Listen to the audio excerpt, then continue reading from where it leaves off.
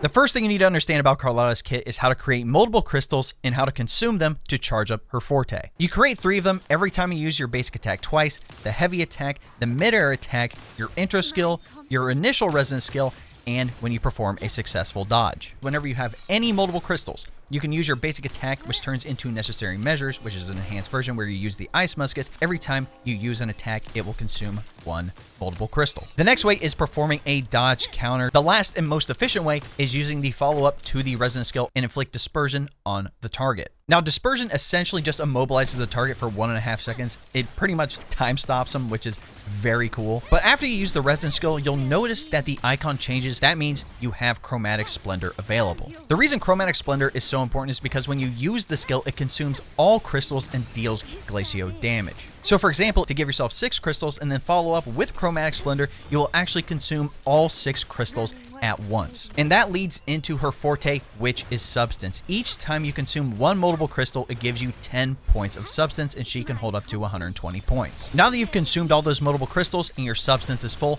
now we can talk about the forte circuit lethal repertoire. There are a couple different things that happen here. The first thing is that if you notice on the forte bar, she has a crystal in the middle, and if that crystal is glowing red, that means you have tinted crystal. So if your substance is full and you have that crystal activated, you can hold your heavy attack to perform Imminent Oblivion, which consumes all substance and it deals GLACIO damage considered resonant skill damage. And once you use the skill, the tinted crystal will go on cooldown for 22 seconds. So if you continue building up the substance bar and it gets full and you want to use the forte heavy attack and the crystal is blue, you'll perform heavy attack containment tactics. The other thing is that when your substance is full, you'll enter what's called the final bow state, which increases the damage multiplier of your resonance liberation by 80%. Now the cool thing here is that her resonance liberation has multiple attacks. Once you press your resonance liberation, that's considered Era of New Wave. This is the first hit. You'll deal GLACIO damage to all targets in an area, which is considered resonant skill damage. You'll inflict deconstruction on targets that are hit. Deconstruction is literally free damage. So whenever you deal damage to targets that are inflicted by the debuff, it ignores 18%